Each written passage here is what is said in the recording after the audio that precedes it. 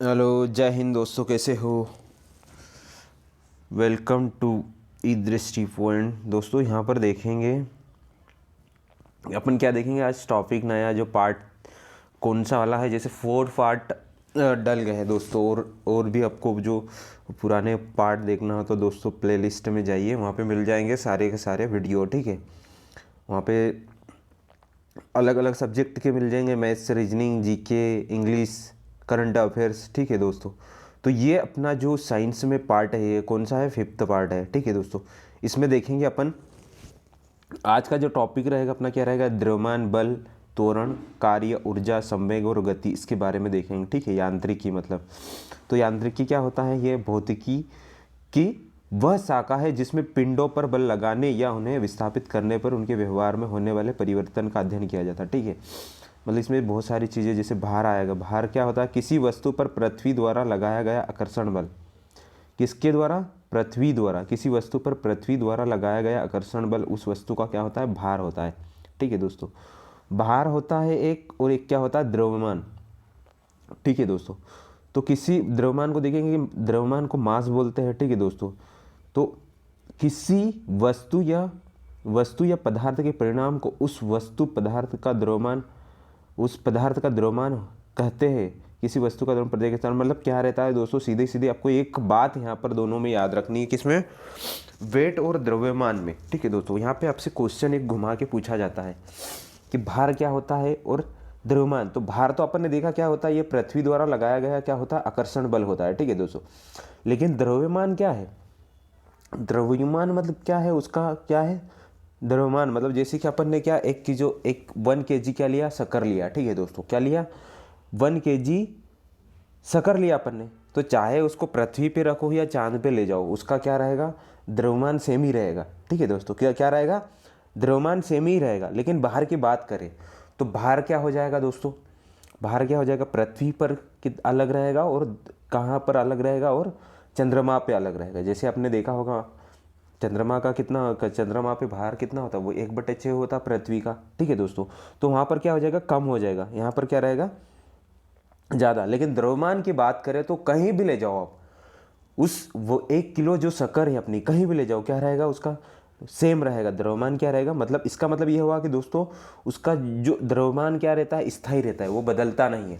ठीक है, तो आप देखेंगे यहाँ पर भार और द्रव्यमान में अंतर देखेंगे, क्या छोटा सा, कि पहला जो पॉइंट क्या है, पृथ्वी का आकर्षण बल होता है बाहर, अपन ने देखा, और ये क्या होता है, द्रव्यमान क्या होता है, वस्तु या पदार्थ का परिणाम होता है, कि भाई कितनी शक्कर, कितनी, 1 किलो, 2 किलो, 3 किलो, ये क्या है, वस्तु या पदार्थ का परिणाम होता है। ठीक है, इसका मात्रक क्या होता है, ये भार का मात्रक क्या होगा, न्यूटन, क्या हो जाएगा, न्यूटन, और इसका क्या हो जाएगा, ग्राम या किलोग्राम, किसका, द्रव्यमान का। ठीक है, उसके बाद देखेंगे दोस्तों जो भार है, भार क्या है, सदिश राशि है। क्या है, भार क्या है, सदिश राशि, और सदिश राशि क्या हो जाएगा, वेग हो गया, संवेग हो गया, विस्थापन हो गया, और अपना क्या, भार हो गया। ये क्या है, अदिश राशि, कौन सी, सॉरी, सदिश राशि, कौन सी, सदिश राशि, क्या क्या हो गया, भार हो गया, भार के बाद वेग हो गया, वेग के बाद संवेग हो गया, संवेग के बाद क्या हो गया, विस्थापन, क्या हो गया, विस्थापन। तो ये क्या है, सदिश राशि। अदिश राशि क्या हो जाएगी आपका, आदि सदिश राशि क्या होता है, जिसमें दिशा फिक्स होती है। ठीक है दोस्तों, क्या होता है, एक निश्चित दिशा होती है,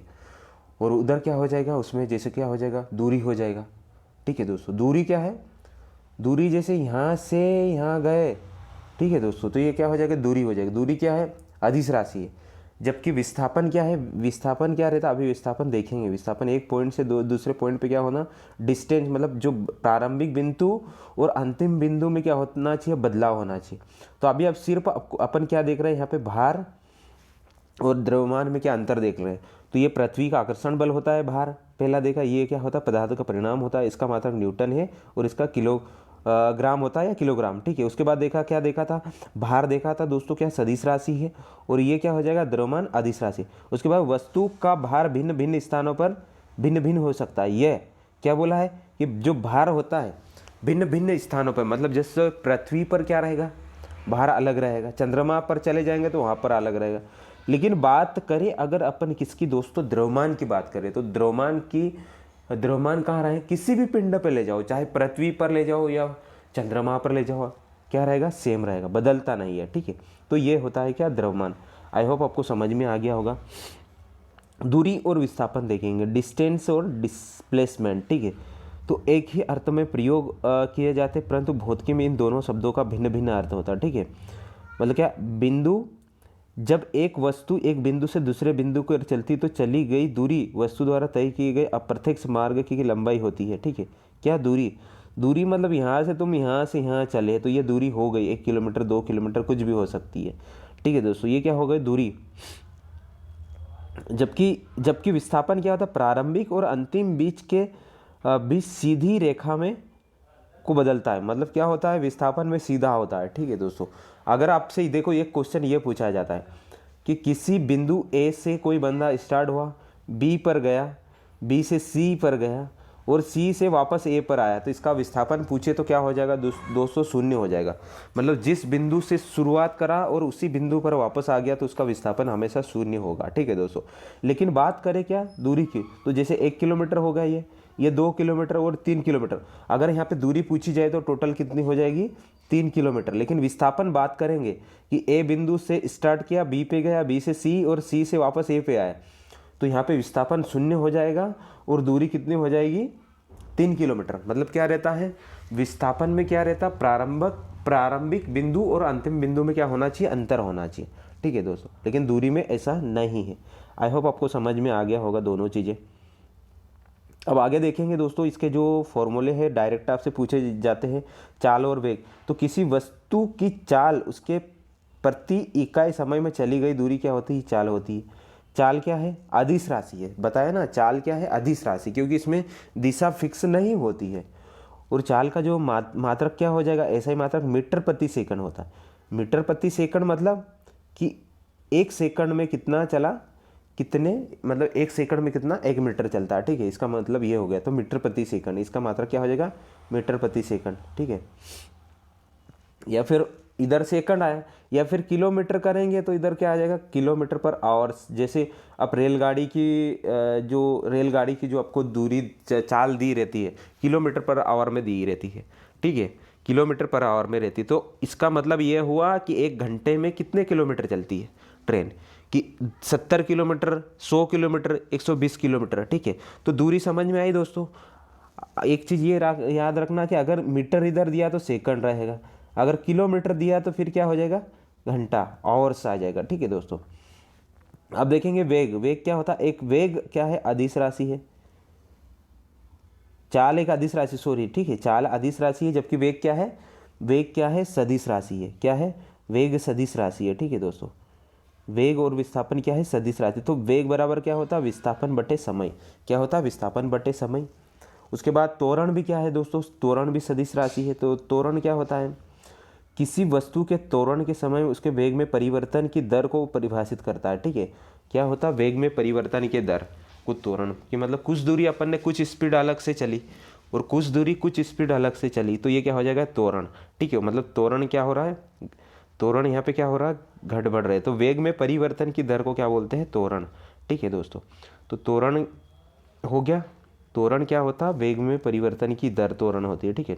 और इसका ऐसा ही मात्रक क्या हो जाएगा, मीटर प्रति सेकंड स्क्वायर हो जाएगा। क्या, त्वरण का क्या हो जाएगा, मीटर प्रति सेकंड स्क्वायर। सबसे पहले अपन ने दोस्तों तीनों देखेंगे, वेग, उसके बाद विस्थापन और त्वरण, ये तीनों कंफ्यूज करती है, ठीक है। तो चाल का देखेंगे, चाल का क्या हो जाएगा, चली गई दूरी बटे समय।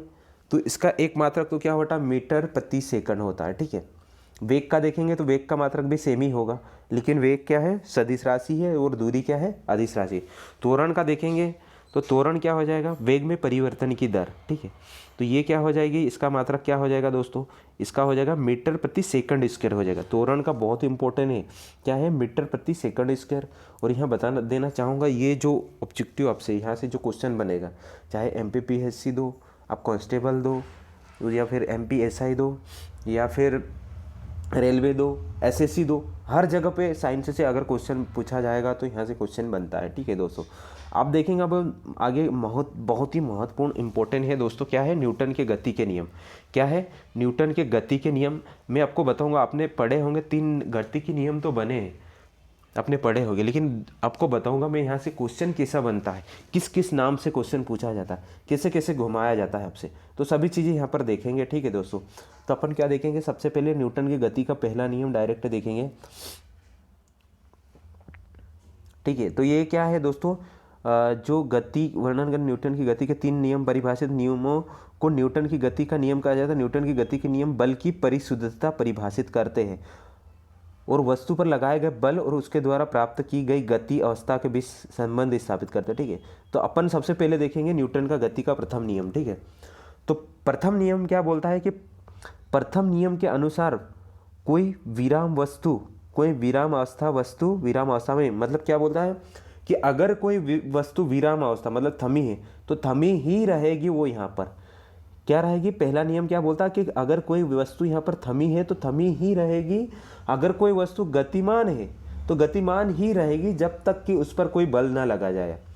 अगर ये वस्तु को अगर अपना क्या करना, स्थान बदलना है तो तुमको बल लगाना पड़ेगा इस पर। अगर बिना बल लगाए अब ये वस्तु यहाँ से चेंज नहीं होगी। ऐसी कैसे, अगर कोई वस्तु गतिमान कर रही तो उसकी गति क्या रहेगी, सेम रहेगी जब तक कि उस पर कोई बल ना लगाए। ये क्या बोलता है, जो न्यूटन का गति का प्रथम नियम है। मतलब क्या रहता है इसमें, एक समान चाल सीधी रेखा में गतिमान रहती है। ठीक है दोस्तों, तो परिवर्तन के बाहरी और बल, ये दोस्तों इसमें समझ में आ गया।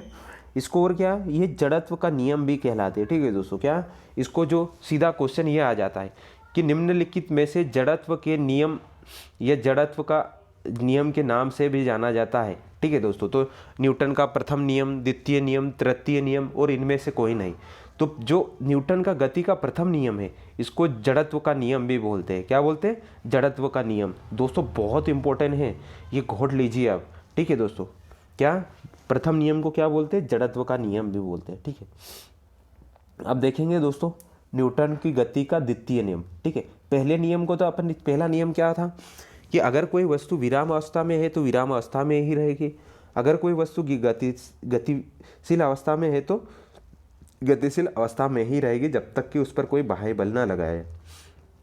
और क्या बोला था, प्रथम नियम को जड़त्व का नियम बोलते हैं। ठीक है, अब देखेंगे अपन दूसरा जो न्यूटन का गति का द्वितीय नियम। क्या देखेंगे, न्यूटन की गति का द्वितीय नियम। इसमें क्या है दोस्तों, किसी वस्तु पर आरोपित बल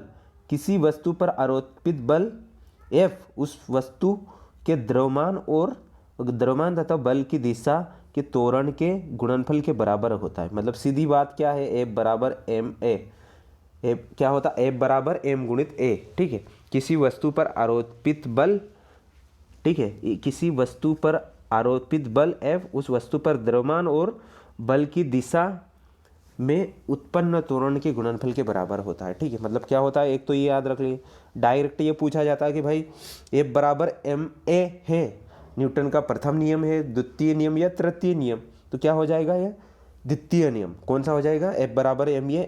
देखो F बराबर ma कैसे हुआ, बल को अपन क्या बोलते हैं, फोर्स, तो फोर्स से F ले लिया पहला अक्षर, m को, द्रव्यमान को क्या बोलते हैं, मास, क्या बोलते हैं, मास, तो मास का m ले लिया। फिर त्वरण को क्या बोलते हैं, एक्यूलरेशन। ठीक है, क्या बोलते हैं, त्वरण को क्या बोलते हैं, यहाँ देखा था ना अपन ने। ठीक है दोस्तों, त्वरण को क्या बोलते हैं अपन यहाँ पे, एक मिनट, त्वरण का क्या हो जाएगा, ए। वैसे ए, त्वरण को किससे अपन दर्शाते हैं, ए से। ठीक है दोस्तों, त्वरण को किससे दर्शाते हैं, ए से। तो ये हो गया अपना, क्या हो गया दोस्तों, इसीलिए हो गया यहाँ पर क्या हो गया, F बराबर ma। ठीक है, ठीक है, तो F बराबर ma हो गया। ठीक है दोस्तों, तो ये हो गया, क्या हो गया, दूसरा नियम। ठीक है दोस्तों, अब देखेंगे यहाँ पे क्वेश्चन क्या कि न्यूटन की गति का द्वितीय नियम कहते हैं इसको, और इसका मात्रक क्या हो जाएगा दोस्तों, न्यूटन। क्या हो जाएगा, न्यूटन। किसका, जो न्यूटन ये क्या कहता है, बल का एसआई मात्रक न्यूटन है, बल का एसआई मात्रक न्यूटन है। एक न्यूटन वह बल है जो 1 किलोग्राम द्रव्यमान पर लगाए गए 1 मीटर प्रति सेकंड त्वरण उत्पन्न करता है। ठीक है दोस्तों, अब आपको समझ में आ गया होगा कि जो न्यूटन का द्वितीय नियम है ये क्या करता है, एक बल की परिभाषा उत्पन्न करता है। क्या करता है, बल की परिभाषा भी देता है। इसीलिए न्यूटन का नियम है, इसलिए इसका मात्रक भी क्या रखा, न्यूटन। तो अब याद हो जाएगा हमेशा के लिए कि बल का मात्रक क्या होता है, न्यूटन। हमेशा के लिए याद हो गया, क्योंकि बल, न्यूटन ने जो दूसरा नियम दिया था उसमें क्या हो रहा है, बल की परिभाषा बन रही है। क्या बन रही, बल की परिभाषा। क्या बन रही, बल की परिभाषा। इसीलिए क्या बोलते हैं, बल का मात्रक क्या हो जाएगा, न्यूटन। याद हो गया, न्यूटन। ठीक है, अब तृतीय नियम देखेंगे, गति, जो न्यूटन का जो तृतीय नियम है। ठीक है दोस्तों, एक बार फिर मैं पूछना चाहूँगा, जो पहला नियम था वो क्या था, अगर कोई वस्तु विराम अवस्था में है तो विराम अवस्था में ही रहेगी, गतिशील अवस्था में है तो गतिशील अवस्था में ही रहेगी, जब तक कि उस पर कोई बाह्य बल न लगाया जाए। और ये क्या रहता है, जड़त्व का नियम भी बोलते हैं प्रथम नियम को। द्वितीय नियम में क्या है दोस्तों, कि किसी वस्तु पर आरोपित बल F उस वस्तु पर द्रव्यमान तथा त्वरण वस्तु के बल की दिशा में त्वरण एक एक गुणनफल के बराबर होता है। मतलब क्या होता है, F बराबर ma। ठीक है, और ये क्या करता है, बल की परिभाषा देता है। एक क्वेश्चन ये पूछा जाएगा कि बल की परिभाषा कौन सा नियम देता है न्यूटन का, तो कौन सा हो जाएगा, द्वितीय। जड़त्व की परिभाषा कौन सा नियम देता है, या जड़त्व के नियम के नाम से कौन से नियम को जाना जाता है, तो प्रथम, और बल के लिए द्वितीय। ठीक है, अब देखेंगे बल के लिए द्वितीय हो जाएगा न्यूटन का तृतीय नियम। गति तो क्या है, जब कभी एक वस्तु दूसरी वस्तु पर आलोक, मतलब क्या होता है दोस्तों, जब कभी वस्तु दूसरी वस्तु पर जो बल क्या होता है, यदि किसी वस्तु के ऊपर बल लगाए तो समान और विपरीत भी होता है। मतलब क्या होता है, समान और विपरीत भी होता है। ठीक है, क्या होता है, तृतीय नियम, यदि किसी वस्तु के ऊपर बल लगाया जाए तो बल क्या होता है, समान और विपरीत भी होता है। पहली वस्तु दूसरी वस्तु पर लगाए गए बल की क्रिया कहते हैं। तो ये क्या होता है, क्रिया और प्रतिक्रिया समान और विपरीत भी होता है। जैसे कि आपने देखा होगा, बंदूक की गोली चला रहे हो तो आगे भी जाएगा और आपको झटका भी लगेगा। ठीक है, तो ये क्या हो जाएगा, तृतीय नियम। तृतीय नियम आई होप आपको समझ में आया होगा। ठीक है, ये बराबर एम ए हो जाएगा द्वितीय। तो दोस्तों ये आपको समझ में आया होगा, संवहन संरक्षण का नियम कार्य क्या होता है। ठीक है दोस्तों, ये तो ठीक है, आपको आगे देखते हैं थोड़ा सा। ठीक है, तो शक्ति, अब क्या देखेंगे दोस्तों, शक्ति क्या देखेंगे, शक्ति। दोस्तों देखो, कार्य एक अदिश राशि है।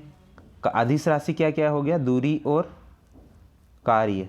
ठीक है, दूरी और कार्य क्या होगा, अदिश राशि हो गया। एक न्यूटन बल किसी वस्तु पर है, ये तो देख लिया था। एक जूल बराबर कितना होता है, एक न्यूटन गुणित एक मीटर। एक जूल बराबर क्या होता है, एक न्यूटन गुणित एक मीटर। ठीक है, अब दोस्तों यहाँ पर देखो, शक्ति क्या है, शक्ति या सामर्थ्य। ठीक है, शक्ति का नाम आप क्या कर लो, सामर्थ्य। सामर्थ्य क्या नाम है, सामर्थ्य को, पावर को ही हिंदी में, शुद्ध हिंदी में क्या बोलते हैं, सामर्थ्य, या इसी को शक्ति। जैसे कि आपसे एग्जाम में सामर्थ्य दे दिया तो आप बहुरी जैसे घूम जाओगे। कैसे घूम जाओगे, बहुरी जैसे। तो याद ही कर लो इसको, किसको, सामर्थ्य को। सामर्थ्य को शक्ति बोलते हैं। ठीक है, या पावर एक ही चीज़ है। तो क्या है दोस्तों, यहाँ पर देखेंगे, जो किसी मशीन या किसी कर्ता द्वारा कार्य करने की दर को, दर शब्द याद कर लो शक्ति के लिए, क्या, कार्य करने की दर को क्या बोलते हैं, शक्ति बोलते हैं। क्या बोलते हैं, शक्ति। कार्य करने की दर को क्या बोलते हैं, शक्ति। शक्ति बराबर क्या होता है दोस्तों, यहाँ पर देख लो, शक्ति बराबर कार्य बटे समय। क्या होता है, शक्ति बराबर कार्य बटे समय। ठीक है, और इसका मात्रक क्या हो जाएगा, जूल प्रति सेकंड होता है। क्या होता है, ऐसा मात्रक जूल प्रति सेकंड, और इसी को वॉट बोलते हैं। क्या बोलते हैं, वॉट। ठीक है, क्या बोलते हैं, वॉट। ठीक है, शक्ति का देख रहे हैं। अच्छा दोस्तों, कार्य करने की दर, दर मतलब समझ रहे हो, यहाँ पे एक परिभाषा निकल रही, कार्य करने की दर। क्या आया, एक शब्द दर। क्या आया, दर। दर आया। ठीक है दोस्तों, कार्य करने की दर। तो दोस्तों दर का मतलब होता है कि जैसे आप एक फिक्स टाइम में, जैसे 1 घंटे में आप कितने आम तोड़ते हो, 1 किलो, 2 किलो, 1 किलो पर या 2 किलो। जैसे आप एक आम के पेड़ पे चढ़े हो, ठीक है, चढ़े हो आम तोड़ने के लिए, तो 1 घंटे में कितने, 2 किलो तोड़ते हो। तो हर घंटे आप 2 किलो आम तोड़ोगे। ठीक है दोस्तों, तो ये क्या हो गई, दर हो गई। क्या हो गई, आपकी दर हो गई, मतलब शक्ति हो गई। ठीक है, क्या हो गई, दर। तो कार्य करने की दर हो गई आपकी। ठीक है, कार्य करने की दर को शक्ति बोलते हैं। ठीक है दोस्तों, अब जैसे कि एक चीज़ और भी देख सकते हो कि भाई आपकी जो बाइक है, ठीक है, उसकी क्या रहेगी, एक क्या रहेगी, पावर, शक्ति रहेगी। भाई इतनी स्पीड से चल सकती है 1 घंटे में। 200 किलोमीटर, 300 किलोमीटर या 100 किलोमीटर, जो भी एक दर है उस हिसाब से चलेगी, ठीक है। तो जो 1 घंटे में कितनी चल रही है ये क्या हो गई उसकी दर या शक्ति, ठीक है। अब आगे देखेंगे दोस्तों, एक क्या होती है, ऊर्जा होती है। क्या होती है, ऊर्जा, मतलब कार्य करने की दर को क्या बोलेंगे अपन, शक्ति, सामर्थ्य या पावर। ऐसे कैसे कार्य करने की क्षमता को, किसको, कार्य करने की क्षमता को, कार्य करने की क्षमता को क्या बोलेंगे दोस्तों, उसको क्या बोलेंगे, ऊर्जा। क्या बोलेंगे, ऊर्जा। क्या बोलेंगे, ऊर्जा। अब जैसे मान लो आप आम तोड़ रहे हो तो 2 घंटे में 1 किलो तोड़ रहे हो, लेकिन आप ऊर्जा की बात करेंगे कि भाई आपके अंदर कितनी ऊर्जा है, एक उतनी कितनी ऊर्जा है, ठीक है। कार्य करने की क्षमता कितनी है, मतलब एक बार आप पेड़ पे चढ़े तो कितना टोटल आम तोड़ पाओगे, 1 किलो, 1 क्विंटल, 2 क्विंटल, 5 क्विंटल, सब हर बंदे की क्या रहेगी, अलग अलग क्या रहेगी, ऊर्जा रहेगी, ठीक है। तो उस हिसाब से अलग अलग क्या रहेगा उसका, वो कर पाएगा। कोई 1 क्विंटल तोड़ेगा, कोई 1.5 क्विंटल, कोई 2 क्विंटल तोड़ेगा। तो ये हो गई ऊर्जा, समझ में आया। दर क्या हो गई, पर घंटे, पर आवर्स, कि भाई 1 घंटे में तुम कितना 1 किलो तोड़ रहे हो आम या 2 किलो आम तोड़ रहे हो। जबकि ऊर्जा क्या हो गई कि भाई अब एक बार आम पे चढ़े तो कितने तोड़ पाओगे, 2 क्विंटल, 3 क्विंटल, 4 क्विंटल। मतलब बाइक का अगर देखें तो बाइक 1 घंटे में 200 किलोमीटर चल रही है, वो टोटल उसमें कितनी ऊर्जा है कि एक दम में वो कितने चल देगी, ये हो गई उसकी ऊर्जा, ठीक है। तो ऊर्जा का देखेंगे, देखो मेन तो इसका क्या है दोस्तों, मात्रक पूछे जाते हैं। तो कि ऊर्जा के अनेक रूप हो जाए, ऊर्जा के रूप भी अनेक हो जाएगी। यांत्रिक ऊर्जा हो गई, उष्मा ऊर्जा हो गई, प्रकाश ऊर्जा हो गई, ध्वनि ऊर्जा हो गई। ऊर्जा क्या है, अदिश राशि है, इसका ऐसे मात्रक क्या हो जाएगा, जूल। ऊर्जा का मात्रक क्या हो जाएगा, जूल। और उसका क्या देखा था अपन ने, शक्ति या सामर्थ्य या पावर का क्या देखा था, जूल प्रति सेकंड। क्या हो जाएगा, जूल प्रति सेकंड, या फिर वाट बोला था, क्या बोला था, वाट। क्या बोला था, वाट या अश्व, अश्व सामर्थ्य, ये क्या, हॉर्स पावर भी बोलते हैं। एचपी आपने देखा होगा ना, एचपी, कि भाई अपने घर में क्या है, कितने कितने हॉर्स पावर की मोटर है, 1 फेज की, 3 फेज की, 3 हॉर्स पावर की, 5 की, 7 की, 15 की, 20 की, अलग अलग हॉर्स पावर की मोटर होने रहती है। तो वो क्या रहता है, वॉट रहता है, ठीक है। शक्ति का जो मात्रा क्या है, वॉट। हॉर्स पावर, एक हॉर्स पावर कितना होता है, हॉर्स पावर कितना होता है, 746। कल भी देखा था अपन ने, 746 वाट होता है। एक अश्व शक्ति बराबर कितना होता है, 746 वाट। तो ये देखा, ऊर्जा का मात्रा क्या हो जाएगा, जूल। क्या हो जाएगा, जूल। ऐसा मात्रा क्या हो जाएगा, जूल। तो ये देखा अपन ने दोस्तों, ये आंतरिक ऊर्जा होती है वो क्या होती है, गतिज ऊर्जा और स्थितिज ऊर्जा का परिणाम होती है, ठीक है।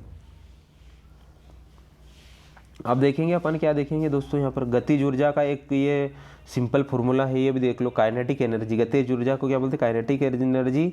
और ये होता है 1/2 mv वर्ग, एक ke बराबर क्या होता है, 1/2 mv वर्ग, ठीक है। तो ये देखा अपन ने।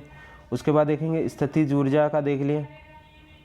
अब देखेंगे क्या देखेंगे दोस्तों, कि यहाँ पर देखेंगे ऑब्जेक्टिव, न्यूटन की गति का पहला नियम जाना जाता है। देखो क्वेश्चन आ गया ना, मैंने पूछा, बोला था ये क्वेश्चन पूछा जाता है। गुरुत्वाकर्षण का नियम बोलते हैं, जड़त्व का नियम बोलते हैं, संवेग संरक्षण का नियम बोलते हैं, या ऊर्ध्वाधर गति क्या होता है। तो अपन ने देखा था पहले नियम को क्या बोला था, जड़त्व का नियम। क्या बोला था, जड़त्व का नियम। और दूसरे को क्या बोला था, दूसरा क्या करता है, बल की परिभाषा देता है।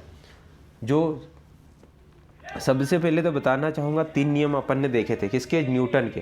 पहला नियम देखा था कि क्या, अगर कोई वस्तु विराम अवस्था में है तो विराम अवस्था में ही रहेगी, गतिशील अवस्था में है तो गतिशील अवस्था में ही रहेगी, जब तक कि उस पर कोई बाह्य बल ना लगाया जाए, ठीक है।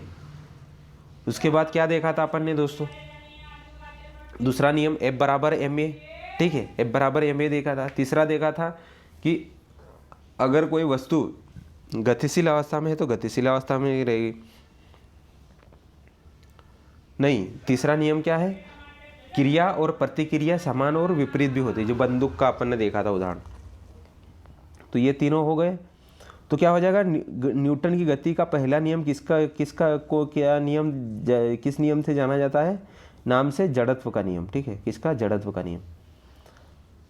तो यहाँ पे देखेंगे, देखो न्यूटन की गति के प्रथम नियम को जड़त्व का नियम कहते हैं भी कहा जाता है। इसके अनुसार ये देख लिया, ठीक है। साधारण यंत्र किस व्यक्ति की सहायता करता है, साधारण यंत्र क्या करेगा, बल कम प्रयोग करके उतनी ही मात्रा में, मतलब क्या होगा, अगर आपके पास मशीन, सीधा मशीन की, भाई आप क्या कर रहे हो, मशीन से कोई काम करोगे तो जल्दी हो जाएगा। अब एक गड्ढा खोद रहे हो, ठीक है, गड्ढा खोद रहे हो तो अगर आप गश्ती पाउडी लेके खोदोगे तो बहुत टाइम लग जाएगा।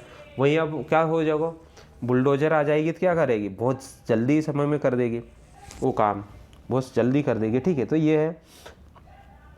आगे देखेंगे दोस्तों, एक व्यक्ति एक संवेदनशील तराजू पर खड़ा है। यदि वह गहरी सांस लेता है तो तराजू की रीडिंग क्या होगी, घटेगी, बढ़ेगी, क्या होगी, तो दोस्तों क्या हो जाएगी, बड़ी हो जाएगी, बढ़ेगी। क्या हो जाएगा दोस्तों, जैसे अपन सांस लेते हैं ना, तो 1 लीटर वायु कितनी होती है, 1 लीटर वायु का जो वजन होता है 1.225 ग्राम वजन होती है। 1 लीटर वायु कितनी हो, 1.225 ग्राम। अतः 1 लीटर वायु अंदर खींचने पर व्यक्ति का वजन कितना बढ़ जाएगा, 1.225 ग्राम बढ़ जाएगा, ठीक है। लेकिन ध्यान रखना उसके घनत्व में क्या हो जाएगा, कमी। अब देखिए मशीन, वॉशिंग मशीन का कार्य सिद्धांत दोस्तों बहुत इंपॉर्टेंट है ये। वॉशिंग मशीन का कार्य सिद्धांत किस पे करता, अपकेंद्रण, अपोहन, विसरण या उपकरण परासरण क्या होगा दोस्तों।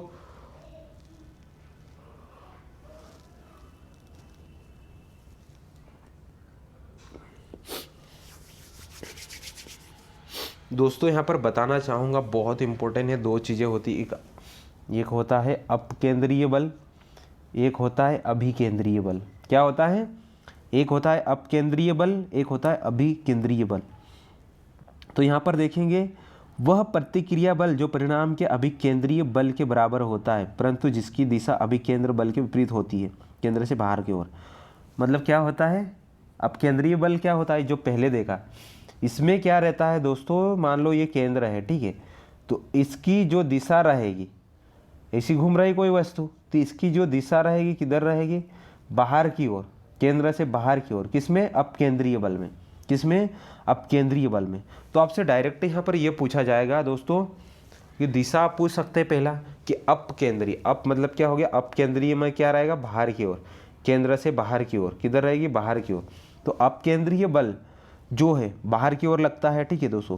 तो अपकेंद्रीय बल के जैसे ही और क्या क्या है, जैसे कपड़ा धोने वाली मशीन हो गई, दूध मक्खन वाली हो गई, मक्खन जो ये करते ये वाली हो गई, ठीक है दोस्तों।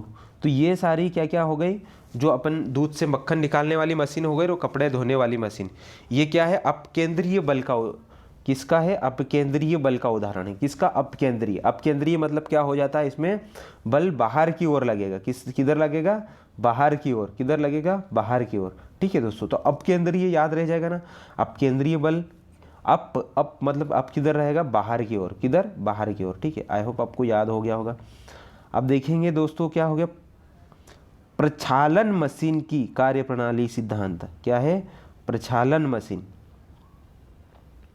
क्या हो जाएगा दोस्तों, प्रक्षालन मशीन। तो प्रक्षालन मशीन